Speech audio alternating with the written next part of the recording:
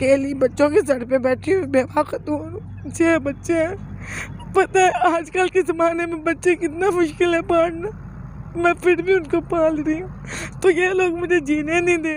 अस्सलाम वालेकुम नाजरीन, आप देख रहे हैं कसूर 24 न्यूज़। मैं हूं आपका मेज़बान परवेज़ विकी। नाजरीन, इस वक्त मैं कसूर एक इलाके में मौजूद हूं। मेरे साथ ये ख़तून मौजूद है, बेवा ख़तून है। इनके ही हमसाये ने इनके ऊपर जुल्म ढाया। बाकी की जो भी स्टोरी है इनकी ज़ुबानी सुनते हैं। अस्सलाम वालेकुम। वालेकुम।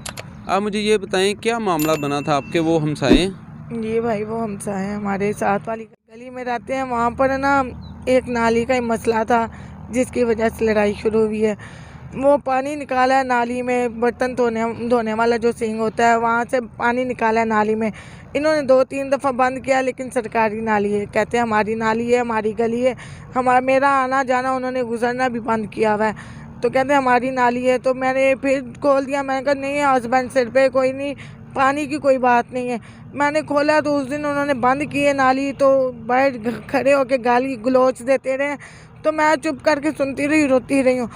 फिर उन्होंने दरवाज़ा तोड़ा है, तो अंदर दाखिल हो, मैं क्या बाहर निकल, अब तू नाली में पानी निकाल भाई, निबड़ लेंगे तुम्हें, मारा, कपड़े वगैरह फाड़े वगैरह। आप मुझे ये बताएं, जो वो नाली है वो पूरे मोहल्ले की नाली है, उसमें पानी आपका जाना ही जाना है। कौन लोग हैं वो जिन्होंने आपके घर के अंदर दाखिल होकर आपको मारा? भाई एक रफ़ीक है, शफीक है, आसिफ है और मोहसन है, वो फ़कीर ज़ात है उनकी, रहते दोनों एक ये साथ साथ घर में हैं। अच्छा, मुझे ये बताएं, जब आपके घर दाखिल हुए हैं वो लोग, आपने थाने में 15 पे कॉल की थी, तो मौके पे यानी कि 5-10 मिनट बाद पुलिस आई है चौंकी तारागढ़ से।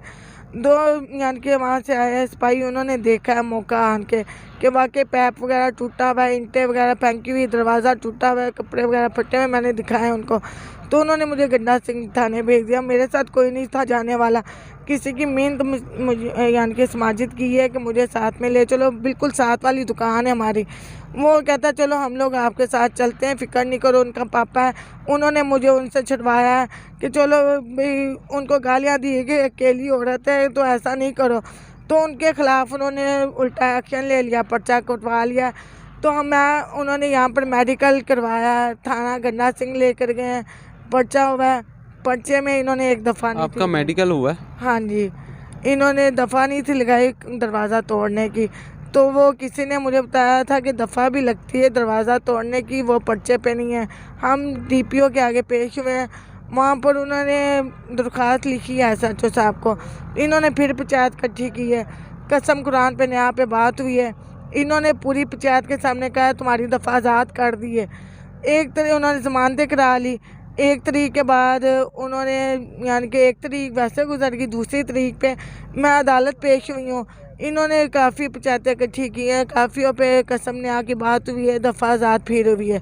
तो जब दफ़ा आज़ाद हुई है तो दूसरी जब तारीख पड़ी है, तो मैंने वहाँ पर पेश हुई हैं, तो वहाँ पर दफ़ा खारिज हुई है। तो वो फिर मैंने पूछा है कि क्यों दफ़ा खारिज की है, इन्होंने उल्टी सीधी मुझ पे तोहमतें, लानतें, इल्ज़ाम, पता नहीं क्या क्या। कौन लोग हैं वो जो आपके ऊपर तोहमतें लगा रहे हैं? जो SHO गड्ढा सिंह है वो क्या ताउन कर रहा है आपसे? वो वही तो इल्ज़ाम लगा रहे हैं। क्या इल्ज़ाम लगा? वो कहता है कि मैंने ना तफ्तीशी को भेजा था आपके गांव में, तो वो आगे से उल्टी सीधी बातें तुम्हारे बारे में सुन के आया, वो कहना है ये तो औरत ही गंदी है, इस औरत का तो वसा बेगा है, ये ब्लैकमेलर है, ये ऐसे करती रहती है, मेरे कोई रिकॉर्ड नहीं है, मैं अपने बच्चों के सर पे बैठी हुई, 6 बच्चे हैं, अल्लाह के हुक्म से उनके सर पे हूँ, मैं ऐसी औरत हूँ ना, तो मैं ये चौंकी थाने कचहरियों में चक्कर ना काटूँ, धक्के ना खाऊँ, मेरी भी कुछ सुनने वाला हो। वो सिर्फ ये चाहते होंगे कि शायद मैं वैसी हूँ तो इनके भी किसी काम में आ जाऊँ, जो बातें करते हैं मेरे साथ। कभी कहेगा तू जिस आदमी के साथ आई हो तेरा की लगता, तो मैं कहूँगी कोई नहीं मेरे भाई थे, कहने ले भाई कोई नहीं, तेरे भाई थे, मेरे भाई लाहौर हैं, मेरे सारे ख़ानदान ही लाहौर में, यहाँ पर अकेली रहती हूँ, मेरे ससुराल वाले भी मेरे साथ नहीं हैं, वो भी मेरे साथ तामुन नहीं करते, मैं खुद अकेली बच्चों के सर पे बैठी हुई बेवा खातून, 6 बच्चे हैं। पता है आजकल के ज़माने में बच्चे कितना मुश्किल है पालना, मैं फिर भी उनको पाल रही हूँ, तो ये लोग मुझे जीने नहीं दे रहे। चले हौसला करें। आप मुझे ये बताएं कि आप एसएचओ साहब के पास गई, वो तो आपकी फेवर नहीं कर रहा, आप डीपीओ साहब के पास गई? हाँ जी, डीपीओ के साहब के पास, यानी कि वो मिले नहीं, डीएसपी के साथ पेश हुई हूँ कि मेरी तफ्तीश बदल के आप अपने पास रख लो। उन्होंने फिर एसएचओ साहब को मार कर दी। मैंने उनको कहा भी एसएचओ साहब हमारी नहीं सुनते, लेकिन डीएसपी साहब ने फिर इनको मार कर दी है। वो भी नहीं सुन रहे, ये भी नहीं सुन रहे। इधर जाती हूँ उधर, उधर से आती हूँ इधर, थक गई हूँ भाई। जो खर्चा बच्चों के मुंह में डालना है पैसा भाई, वो रिश्तों में मेरा खर्च हो रहा है। तो मैं इस तरफ अब आप क्या मैसेज देना चाहती हैं अपने डीपीओ कसूर को, वज़ीर आला पंजाब को? भाई मैं चाहती हूँ इंसाफ, जो बेगुनाह है जिनको किया है उनको जुर्म में डाला जाए कि वाकई मेरे मुजरिम हैं। उन्होंने उनको भी बेगुनाह 2 आदमियों को किया जिन्होंने मुझे यहाँ पर छुरी वगैरह मारी है, टांके लगे, उनको उसने लिख दिया कि बेगुनाह है। तो मैं कहती हूँ उनको बेगुनाह किया जाए, जो बेगुनाह है उनके साथ इंसाफ किया जाए। जो मेरे साथ चले थे उनके खिलाफ झूठा पर्चा हुआ है। वो छुरी आपको उन्होंने घर आके मारी? हाँ, घर आके उन्होंने मेरे कपड़े वगैरह फाड़े थे।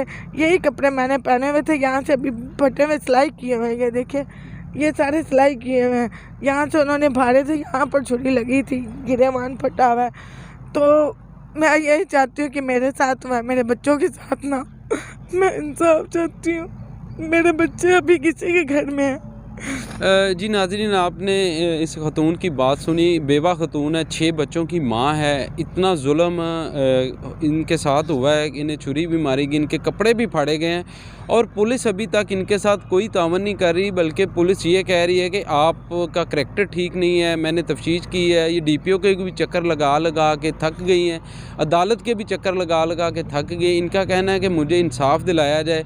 इसी के साथ अपने मेज़बान परवेज़ विकी को इजाज़त दीजिए और देखते रहिए कसूर 24 न्यूज़। अल्लाह निगहबान।